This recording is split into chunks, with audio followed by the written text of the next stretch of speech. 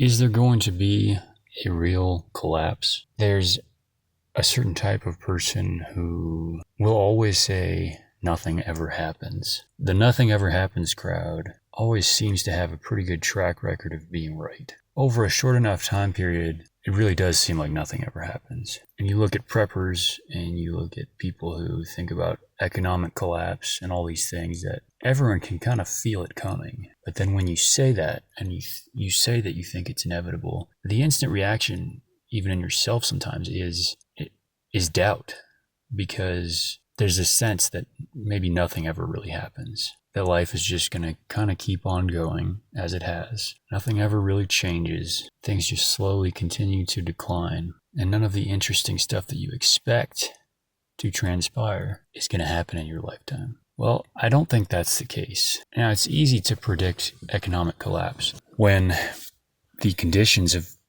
every sector of the economy are really nothing more than a bubble. You have 10 different bubbles going on at once. Everyone is shoveling money into the AI industry, hoping that it's going to save the economy from collapsing by creating this surplus of, GDP or whatever they think it is. What happens either way? What happens if that fails, first of all? If AI is not as productive as they say it's going to be, if it doesn't add so much efficiency that it's creating billions of dollars in value, I don't see how you avoid a hyperinflation scenario or something similar, unless you just keep kicking the can down the road by shoveling all that money into the next big thing. And it becomes this vicious cycle where you have to find a new, fresh thing every couple of years before people realize that the last new thing wasn't as new or as special as everyone said. That's the failure scenario. But what about the success scenario? What if AI is all it's cracked up to be? And all these CEOs are out here talking about how, 60% of the white-collar jobs are going to be eliminated in a matter of a year or two. If that's true, how is that not also a path to economic collapse? You're going to have massive numbers of people who not only can't get work, but are completely unqualified for any of the kinds of jobs that still exist. And that would be unique and interesting because that has not really happened before in a way that we've seen. Like, people have been the victims of technology eliminating jobs. It would be interesting to see it eliminate white-collar jobs, because that's usually not how it goes in history up to this point. And it would just be interesting to see. I think that is a wild card, or just it's like throwing a grenade into the situation. It just, you do not know what that will actually result in. But in any case, the rest of the economy it's all bubbles. All you see is bubbles everywhere. Real estate, the stock market, every industry. And so you say, well, it needs to collapse. It should collapse. Mathematically, everything, like the wise man would look at this situation and say at any point, this is very likely to collapse. It should have collapsed yesterday. But the problem is, it's easy to underestimate the degree to which the elites are capable of postponing such a crash, seemingly indefinitely, through any means necessary.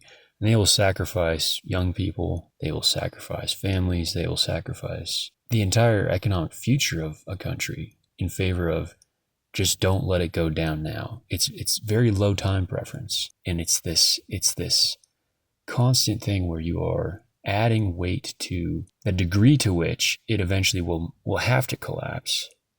Every little bit of delay that you try to buy, all the time you try to buy yourself, is just like exponentially making it so that when it all comes crashing down, it'll be so much worse than it had to be. Obviously, I think this all goes beyond economics, though. What I see now between the left and right in America is people living not only in two different worlds, but they're worlds apart.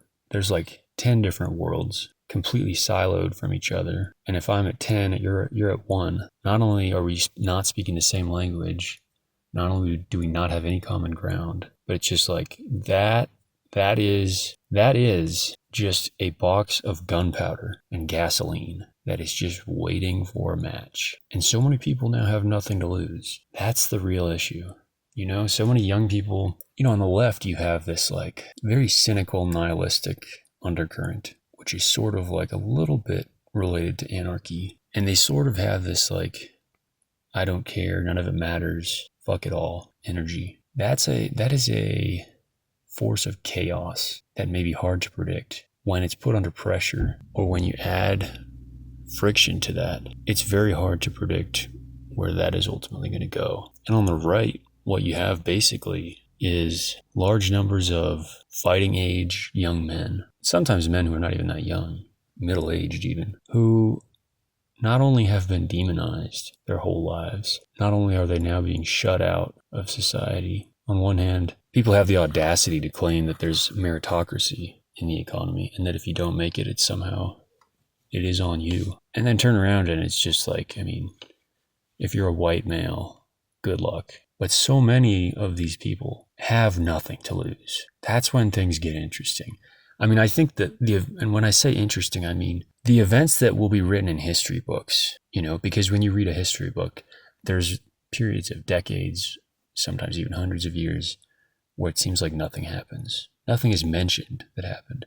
And of course, things were happening, but the stuff that catches your eye, the stuff that's interesting from a historical standpoint, is when there's a coup or a revolution or a civil war or a failed uprising. These are things that require a set of ingredients in order for them to pop off. In history, they occur when that set of requirements or ingredients is met. And those precursors or those requirements, I mean, many of them are happening now. And it seems to me to a much greater degree in some cases than the precursors to revolutions in times past. We have more than enough animosity between right wing and left wing in this moment. People on the left, every once in a while I see it. And it's, you know, you have gradations. It's not that everyone on the left thinks this way, but man, it's a lot of them. I mean, they really want you dead. They think that if you, for example, if you were a nationalist, in their view, that is like total justification to just kill you. Like that's not basically that in their estimation of morality. To be a nationalist is just so purely evil that you should just be taken out. The conditions for conflict are ripening, and I'm not claiming to know what it's going to look like. In all likelihood, it will be ugly. In all likelihood, probably more negative will come out of it than positive. Chaos has a tendency to be very difficult to predict and harness, but it seems like something is going to happen. I don't know how, unless something dramatic changes very quickly for the better.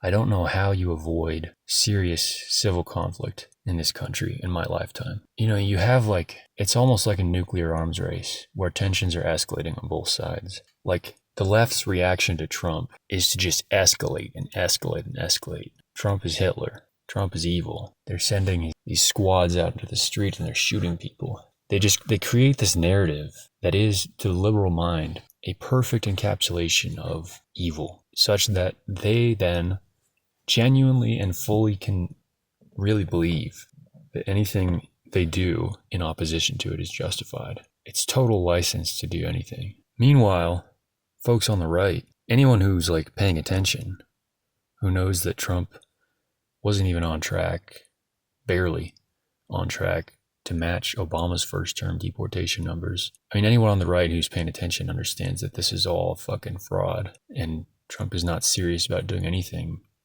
even remotely extreme because he's a boomer and he cares about the economy and he doesn't want an economic downturn.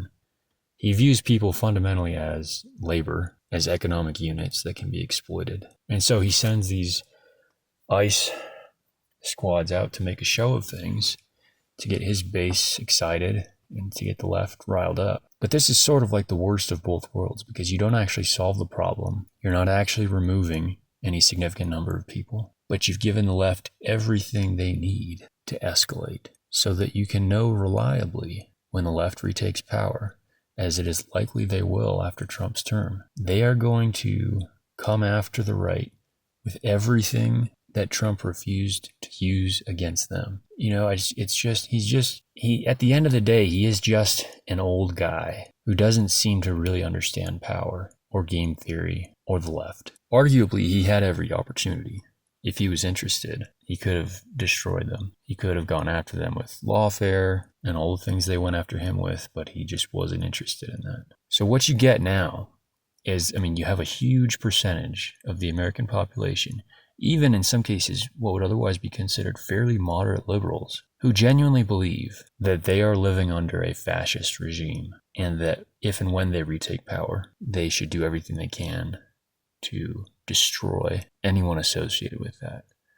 And so if you're right wing at all, they're gonna come for your job. They're gonna go after your family, your loved ones. And the extreme ones, if they can, they're gonna throw you in prison or they're gonna kill you. Because that's and when I say that this is gonna happen, it's just it's the natural logic of what you should do if you're them. If your desires and ambitions are the same as theirs, the right could have struck a crippling blow. I'm not politically involved at all. I don't vote.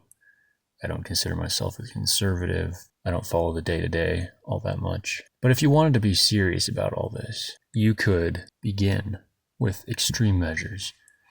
You could imprison for significant sentences any employer who is caught employing illegal immigrants. You can make the economy such that these people have to leave themselves without being physically transported by ICE. You could tax remittances at 100%, effectively banning them. When it comes to your opponents, you could hit them with every imaginable kind of lawfare, which they will not hesitate to use against you. Frankly, I don't even know if I can say publicly what really would need to be done for folks in the media.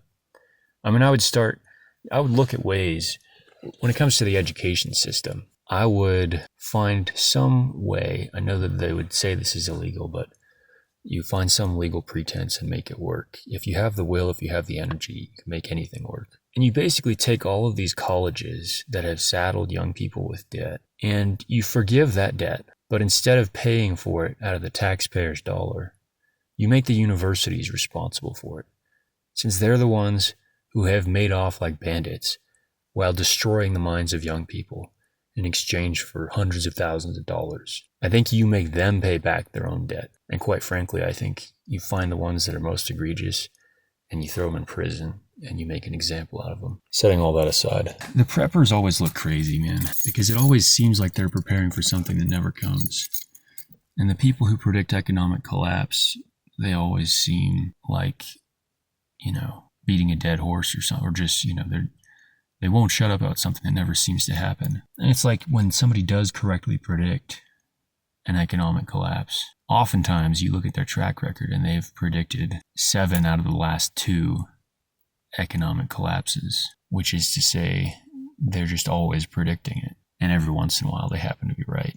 I don't blame them because everything points toward collapse. In a rational world, things would have collapsed already a long time ago. It just happens to be the case that there are tyrants propping up the system to keep it standing as long as they can because they know they have something to lose. But the tensions and the radically different belief systems.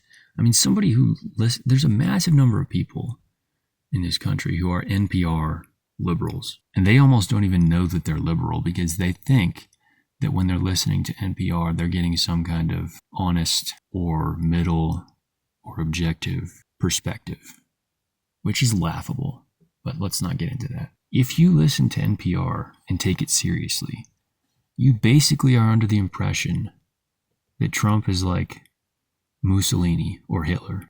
And if you're white and you listen to NPR, which frankly most NPR listeners probably are, then you probably hate yourself. You're probably ashamed. You probably are embarrassed about the actions of your ancestors, or you think that white people owe others an apology for something. It's a pitiful state to be in. But it is so far from reality that it's going to become so hard to relate to those people or talk to them. And it's like, what common ground do you have? Oil prices are already spiking due to the Iran war. That could be a relatively minor thing in the grand scheme of things. What happens when you're not really consistently getting food stocked in your grocery store anymore? Are people just going to accept that? What it seems like to me is that a lot of people are going to blame the other side.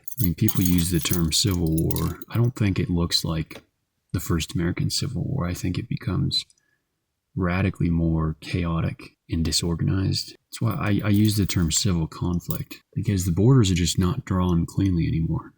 I think what you end up with is big enclaves of people who feel this way or get along in this way. And it's just patchwork. And it's just a mess. And it's chaos. And eventually I think you end up with the law being enforced differently in place to place or not enforced at all, which in some ways we're already there. The nothing ever happens crowd seems to always have the upper hand. So they seem like they're always right. I think in the next decade or so, there's a lot of potential for things to get really ugly or really interesting.